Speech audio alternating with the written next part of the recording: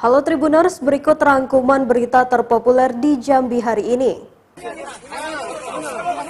Berita pertama, tim gabungan Resmo Polda Jambi dan tim Opsnal Polres Muaro Jambi dan Opsnal Polsek Muaro Sebo berhasil meringkus pembunuh seorang laki-laki di Muaro Sebo, Muaro Jambi pada Minggu 13 Februari 2022. Di Reskrimum Polda Jambi, Kombes Pol Kaswandi Irwan mengatakan penangkapan tersebut dipimpin oleh Kanit Resmob AKP Johan Silaen. Pelaku bernama Syafi, warga desa Jambi Tulo, Muaro Sebo. Pelaku ditangkap pada Kamis 17 Februari 2022 dini hari di Simpang Kawat, Kota Jambi. Saat ini pelaku bersama dengan sebilah senjata tajam telah diamankan petugas.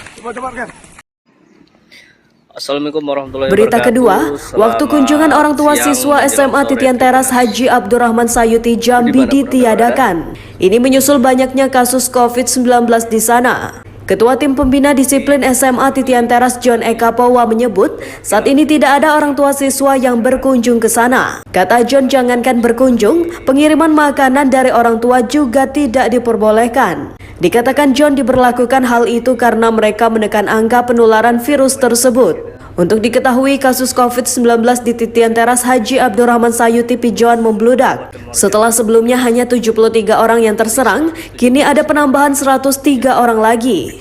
Dan hari ini ada 93 orang yang hasil PCR-nya belum keluar. Ketua Tim Pembina Disiplin SMA Titian Teras John Eka Powa ketika dikonfirmasi membenarkan jika ada penambahan 103 orang penambahan kasus baru. Kata John, semua siswa yang terinfeksi sudah dipisahkan dengan yang lain.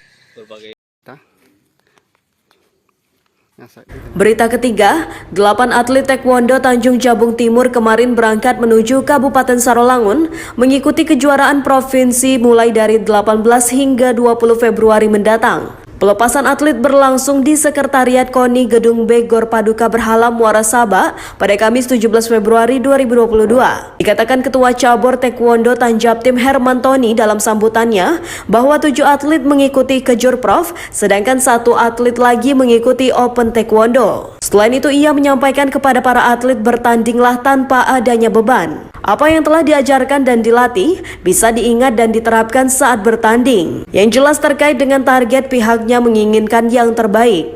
Sementara Ketua KONI Kabupaten Tanjabtim Syafruddin mengakui bahwa untuk cabur taekwondo semenjak dipimpin Ketua Herman Tony pembinaannya aktif. Artinya beberapa kali mengikuti event, para atlet taekwondo selalu meraih prestasi. Menurutnya para atlet taekwondo yang berangkat ke Sarolangun semuanya asli putra daerah. Hal itu juga disampaikan Bapak Bupati Tanjabtim bahwa atlet Tanjabtim harus putra daerah asli Kabupaten Tanjabtim.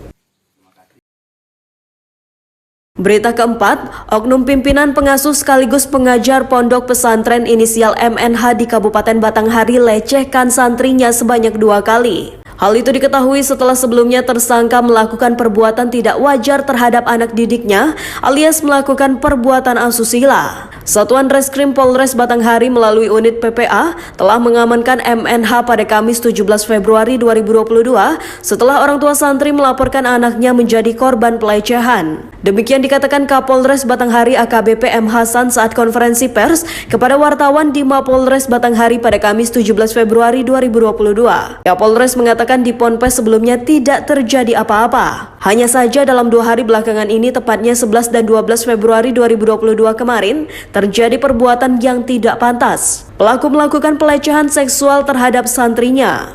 Tersangka kepada polisi mengaku telah berbuat asusila sebanyak 2 kali kepada korban. Hasan mengungkapkan modusnya melakukan ruqyah. Namun di balik kegiatan itu yang bersangkutan melakukan perbuatan tidak pantas. Menerima tindakan tidak senonoh tersebut, lantas korban keluar dari Ponpes untuk melapor kepada orang tua bahwa dirinya telah dilakukan pelecehan oleh MNH yang sebagai pengasuh pimpinan di tempat ia mencari ilmu. Pihak kepolisian setelah mengusut kasus ini menyita barang bukti berupa 2 bra dan 2 celana dalam yang dipakai korban di hari pertama. Barang bukti selanjutnya ada 1 baju gamis, jilbab, 1 celana pendek, 1 lengan pendek yang dipakai korban saat di hari kedua. Untuk ancaman penjara paling singkat 5 tahun dan paling lama 15 tahun dan denda paling banyak 5 miliar rupiah. Berita kelima, di Reskrimsus Polda Jambi Kombes Pol Kristiantori mengingatkan agar produsen, distributor, pedagang pasar hingga toko retail untuk tidak melakukan spekulasi dan penimbunan minyak goreng. Hal tersebut diungkapkan oleh Christian usai melakukan sidak di PT Bintang Mas Surya dan PT KTN di wilayah Talang Duku yang merupakan pabrik minyak goreng di Jambi. Kata Christian, sejauh ini produsen dan distributor sudah menyalurkan minyak goreng sesuai dengan aturan dan ketentuan. Namun demikian, Christian memastikan akan menindak tegas para pelaku yang masih nekat melakukan spekulasi dalam penjualan minyak goreng di Jambi. Tidak hanya itu, Christian juga meminta masyarakat untuk ikut membantu memantau penjualan minyak goreng. Ia mengatakan agar masyarakat tidak segan-segan melaporkan dan menginformasikan kepada kepolisian apabila menemukan kelangkaan minyak goreng baik di pasar, toko, dan retail. Namun secara umum, kata Christian, hasil pemantauan sejauh ini untuk wilayah Jambi masih dapat terpenuhi jelang bulan Ramadan hingga Lebaran mendatang. Demikian berita populer hari ini. Simak terus update berita terkini di YouTube dan Facebook Tribun Jambi.